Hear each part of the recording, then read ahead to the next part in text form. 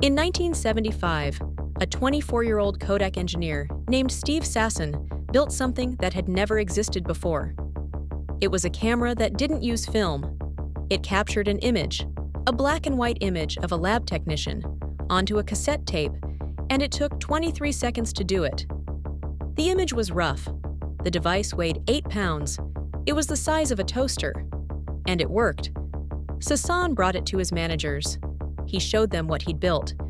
And what they said to him, in that room, in that moment, would determine the fate of 60,000 employees, a 100-year-old brand, and an entire category of American industry. They said, "This is cute, but don't tell anyone about it." 27 years later, Kodak filed for bankruptcy. The company that invented digital photography was destroyed by digital photography. This is the story of how that happened, and why it was never really an accident. To understand what Kodak lost, you have to understand what Kodak had. At its peak, Kodak controlled 85 to 90% of the film market in the United States. Not dominant, monopolistic. The word Kodak didn't just mean a brand, it meant photography itself. When people said a Kodak moment, they weren't talking about a camera. They were talking about a feeling, the feeling of wanting to preserve something beautiful forever. George Eastman, who founded the company in 1892, understood something fundamental about human nature. People don't want to take photographs, they want to keep memories. So he built a system, not just a product, around that desire. The camera was almost incidental. What Eastman sold was film, and printing, and developing, and albums, and the recurring revenue that came from every roll every family bought every summer, and every Christmas, and every birthday. It was one of the most elegant business models ever constructed. You buy the razor cheap, then you buy blades for the rest of your life. By the 1970s, Kodak employed over 60,000 people in Rochester, New York alone. The city's entire economy orbited the company. Kodak built parks, Kodak built hospitals, Kodak funded the arts. Rochester was, essentially, a Kodak company town, and nobody was complaining. Kodak's profit margins on film were extraordinary. Some estimates put them above 70%. When you're making 70 cents of profit on every dollar you sell, you don't look for ways to disrupt yourself. You look for ways to protect what you have. That instinct, to protect, is what made what happened next so perfectly, tragically predictable. Steve Sasson didn't set out to build a revolution. He was assigned a project: figure out whether charge-coupled devices, the sensors that could capture light electronically, could be used to make something useful. What he built was the first digital camera. Patent filed in 1977. Resolution, 10,000 pixels. Not megapixels, 10,000 pixels. And Kodak's leadership knew exactly what it meant. That's the part of this story that gets lost. They weren't blind. They weren't confused. Kodak's own internal studies, commissioned in the early 1980s, predicted that digital photography would eventually displace film, and they estimated the timeline at 10 years. They were right. They just decided that 10 years was long enough to make the problem someone else's. The logic from inside the boardroom was almost rational. Kodak's film business was generating billions of dollars in profit. Investing aggressively in digital would require cannibalizing those margins, spending real money today to destroy the business that was funding everything. Why would you do that when the digital threat was still a decade away? The answer is that you do it, because if you don't, someone else will. Fujifilm understood this. The Japanese competitor had been nipping at Kodak's heels since the 1970s. When Fuji landed the sponsorship for the 1984 Los Angeles Olympics over Kodak, a sponsorship Kodak had held for decades and turned down because they thought the price was too high, it was a signal. Fuji was playing for long-term positioning. Kodak was playing for this quarter's earnings. Fuji invested heavily in digital technology through the 1980s and 1990s. They accepted that film would die, and they prepared for the transition.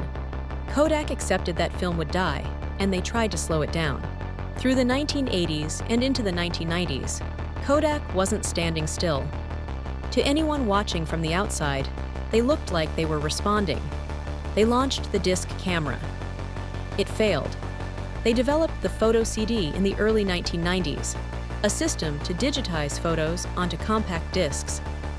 It was technically ahead of its time, expensive to produce, and the consumer market wasn't ready for it. They invested in inkjet printing technology. They acquired businesses in healthcare imaging. They even developed their own line of digital cameras. But every move Kodak made with digital technology was designed to protect the film business, not replace it. The photo CD was meant to give film photos a digital life, not eliminate the need for film.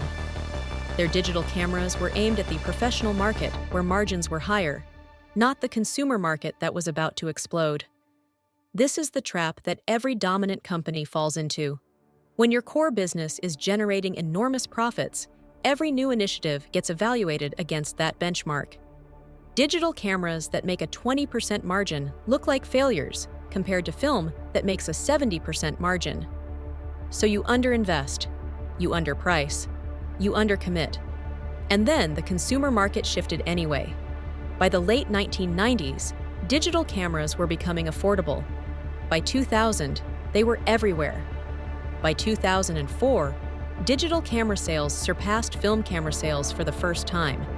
And then the smartphone arrived, and the standalone camera market, film and digital, collapsed together.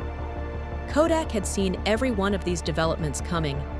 They had the patents, they had the engineers, they had the brand. In 2001, Kodak even acquired a company called Ophoto, one of the early pioneers in online photo sharing, the technology that would eventually become Instagram. They let it die. In a moment of almost painful irony, Kodak sold the Ophoto brand and its patents in 2012 during bankruptcy proceedings for a fraction of what they were worth. The company that could have owned the future of photography sold its claim to that future to pay its creditors. By 2003, Kodak's stock had fallen 75% from its peak. In January 2004, Kodak announced it would stop selling traditional film cameras in North America and Europe. The same year, they laid off 15,000 employees, the beginning of a decade-long contraction that would eventually reduce their workforce from over 140,000 people to fewer than 5,000. Kodak's collapse is often told as a story about denial, the company that couldn't see what was coming, the executives who didn't understand technology. That's not what happened. Kodak understood exactly what was coming. They had internal research, external consultants, and their own engineers telling them with remarkable precision what digital photography would mean for their business. The problem wasn't vision. The problem was incentive. Every executive at Kodak, whose bonus depended on this year's film revenue, had a rational reason to delay investment in digital technology. Every board member who held Kodak stock had a rational reason to protect margins over market share. The entire organizational structure of the company, its compensation systems, its reporting lines, its cultural identity, was built to optimize for the film business, and the film business was dying. When George Fisher became CEO in 1993, he tried. He pushed for digital investment, shifted resources, tried to reframe the company's identity around the idea that they would handle everything after you press the shutter. But the organization resisted.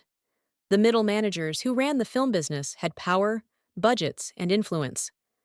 The digital teams were smaller, less funded, and fighting for resources against a cash machine that nobody wanted to threaten. Fisher lasted 5 years and left frustrated. Dan Karp took over in 2000, just as the consumer digital revolution hit.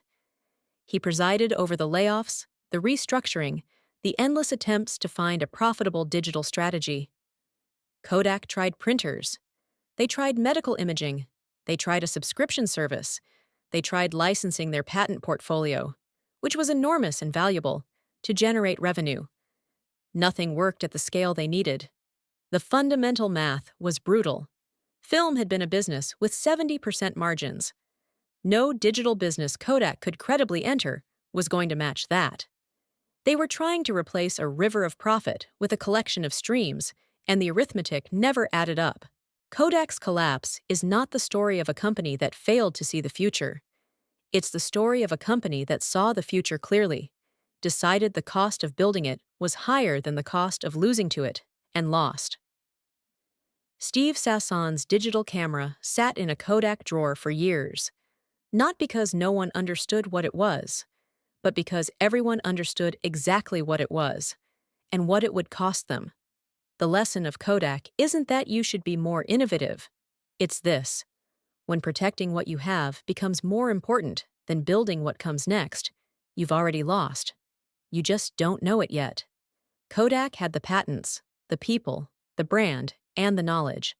They had a 10-year head start on an industry they invented. They chose the dividend over the future, and the future didn't wait.